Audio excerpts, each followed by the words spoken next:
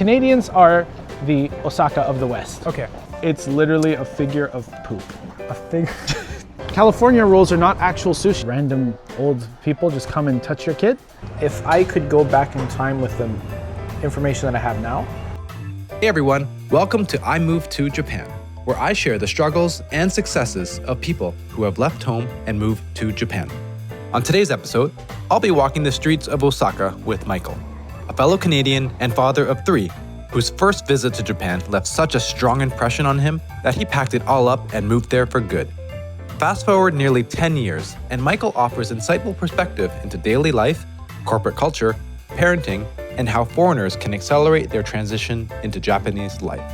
Let's go meet Michael. Okay, Michael. I'm gonna start things off with some quick fire questions. Okay. Ready? Yeah. Okay. 7-Eleven or Family Mart? 7-Eleven. Sushi or ramen? Sushi. Cherry blossom season or fall autumn leaves? Ooh, that's a harder one. Cherry blossoms, Cherry actually. blossom. They're beautiful. They're coming out soon. Yeah, I'm happy. So those silent, no talking trains, awkward or relaxing? I would say relaxing. Go to a vending machine, what is your go-to drink? Boss coffee. Scale of 1 to 10, how amazing are the Japanese toilet washlets? No. You have to tell me a little bit more. Do you mean the shooting part or do you mean like the actual just toilet? I mean the whole experience. The whole experience. All right, the whole experience, great. Don't do the shooting. If you know, you know. One thing you miss the most about life in Canada? Nature. Nature? The nature in Canada, I feel, is much more vibrant and like, how do I say it? Alive. Describe Japan in one word. Amazing. Amazing. Yeah. All right, cool. Amazing. We don't have to do anything more today, Michael. We have already figured you out. All right, thank you. All right, thanks. So we are off to go explore Namba area a little bit. Okay, I have a question. Sure. Like myself, you're from Toronto. Yeah. You're from Toronto. Yeah. Why Japan? I didn't know I was going to be in Japan. Okay. I met my wife in Toronto when she was teaching English, Okay. or not learning English, sorry. Okay. And 2 months after we met, she moved to Japan. Okay. Well, moved back, and then I came to visit, liked it, decided to move here. And you've been here since? I've been here since. Just like that, okay. It's been like 9 years already. And so what visa are you on then? I am on a spouse visa. Spousal visa, okay. Spousal visa. That's a pretty good one, to be honest. Yeah. Now, what we're passing by is called Den Town. Den Town. Yeah, that's the nickname that they give it. Lots of used goods, lots of anime accessories and figures and stuff, Right. as well as video games. And there's a lot of maid cafes. So Michael, your girlfriend came back to Japan. You were in Canada and then you decided to visit. Yep. What was your first impression of Japan? That was your first time here? Surreal. Like, it's so different from Toronto. Right. Everyone, obviously you don't know the language, you don't know anything what everyone's talking about. It just was a completely new experience. I feel like that's a very accurate way to describe your first time in Japan, just surreal. So then you had to go back to Canada because you had your life there. But the trip to Japan left a big impression on you. The trip to Japan left such a big impression on me that when I went back to Canada, it didn't feel right. It didn't feel like home anymore. It felt like an emptiness, really. So you moved to Japan. Yep. You packed up, moved to Japan. And was it as smooth of an integration as maybe you envisioned it to be? Because I know for me, No.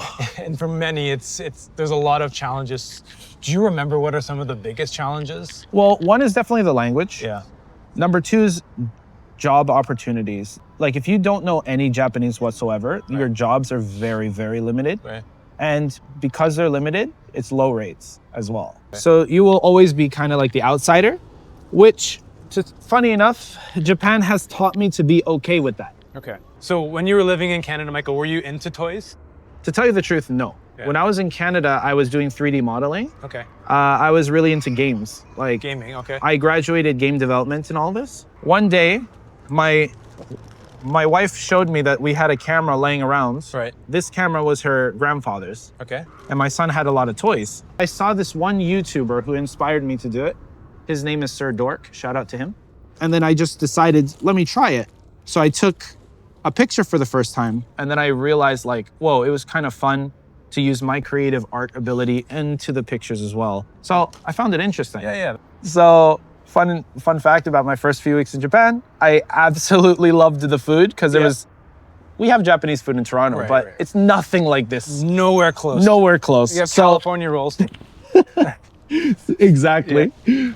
Oh, by the way, thank you. California rolls are not actual sushi. Japanese don't agree with that. You cannot find it here You cannot. All.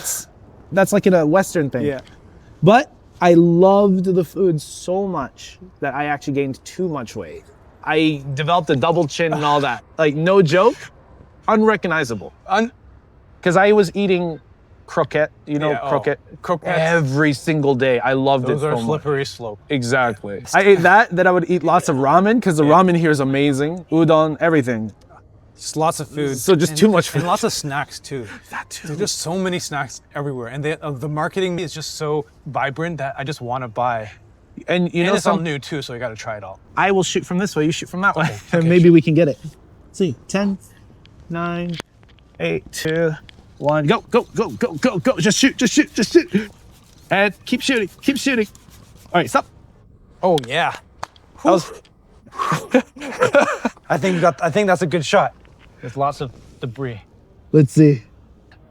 Oh yeah, I recognize that sand. That's the sand that I blew. Oh yeah. Yep. Just did some filming. It was fun. It was fun, but we're cold. Oh yeah. Our fingers could use a little thaw, so we're gonna go to Anna's Colors Cafe. Coffee.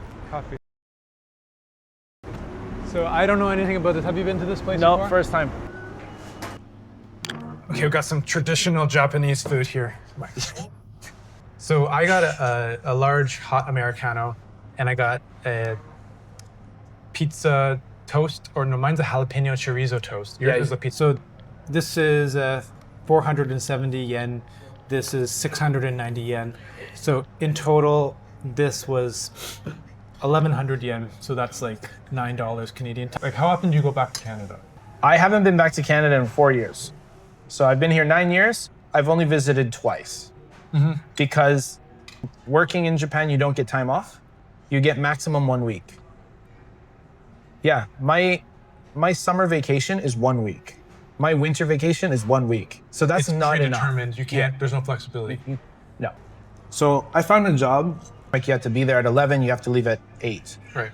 But if the boss is still working, you have to stay. So you get paid until 8, but if the boss is there later, you still have to do it. And then here's the trick. There is overtime pay, but it's every 30 minutes. Okay? But they make you go home at 20. So you don't get that pay.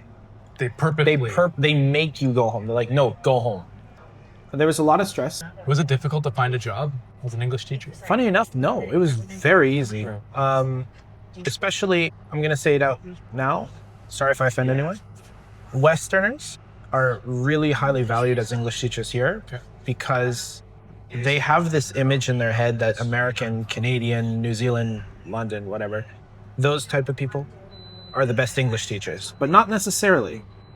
Because yes, we may speak our language, but do you know how to teach someone? Teaching is a totally different Exactly. skill set.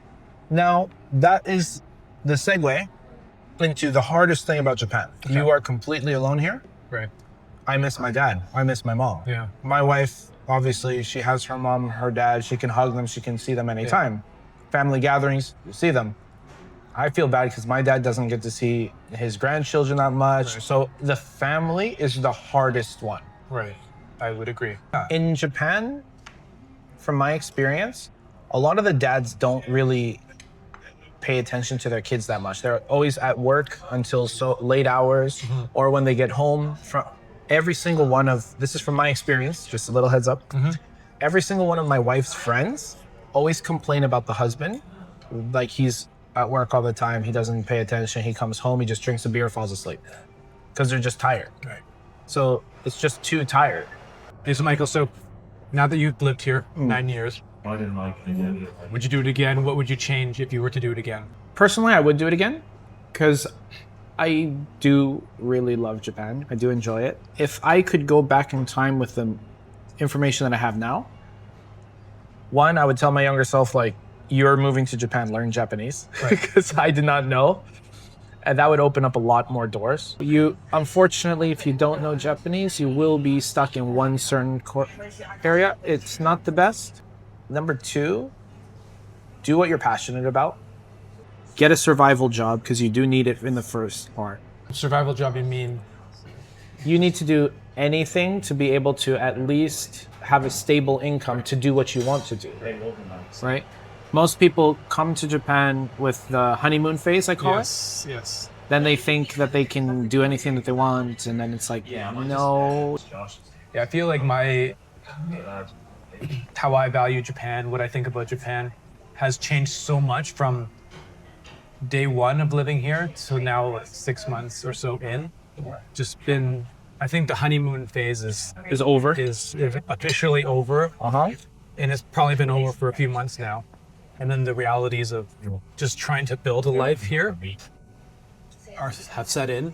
And what I'm struggling with is just, I just don't want to build and tread water. I want to be able to thrive, and I want to be able to succeed, and I want to be able to, plan ahead, and I want to be able to know what to do. And it's very difficult without the language, but also without the understanding of the culture and the process. And that's just it's just a point right now where I'm struggling with.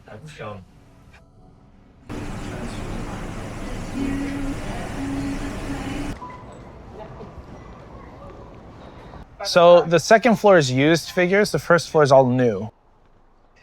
I'm going to ask if you can film in here. Okay.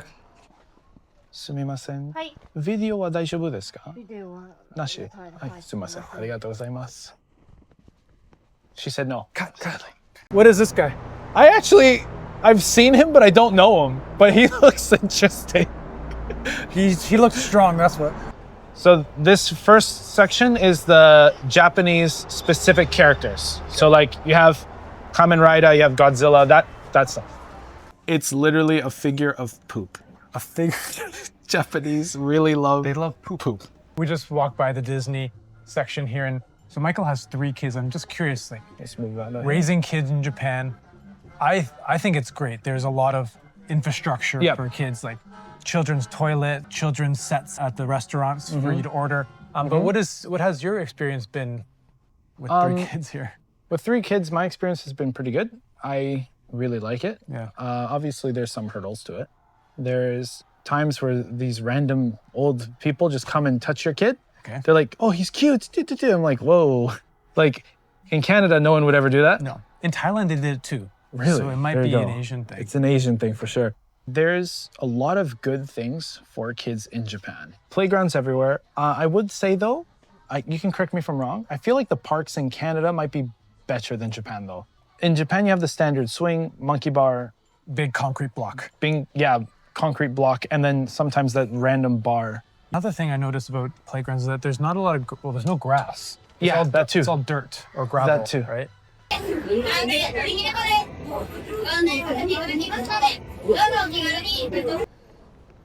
So Michael, you live in Osaka. Yep. What do you like about Osaka?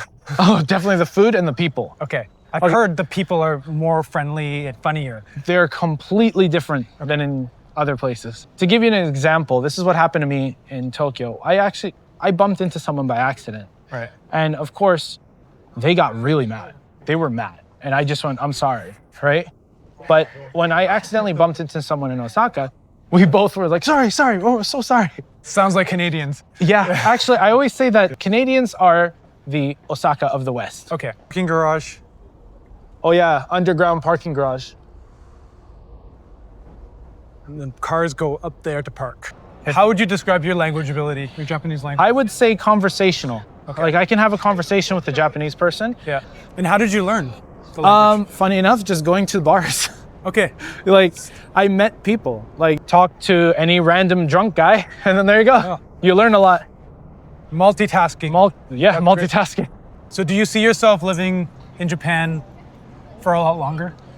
I can see myself living here for a good maybe 10 to 15 more years. Okay. So by then, all your kids will be old enough. Adults, young adults. Yep. Okay, so you've got a long runway here in Japan. Yep. You've got the visa all sorted, so you can live here. I can do anything I want. Continue to do your thing here. Yep. That's awesome, man. Okay, this is the end of our little trip. This is Back to where we started. a lot more crowded, as Yeah. you can see. I definitely enjoy my time in Japan.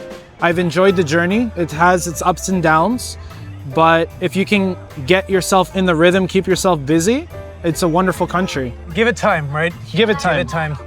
Nothing will just come instantly. Right. You have to work for it and give it time. Thank you guys for watching. Thank you If so have much any for questions about anything, leave them in the description box. I'll leave a link to all of Michael's socials so you can check him out. Thank you. And we'll see you guys next time. All right, see you guys. Bye-bye. Bye.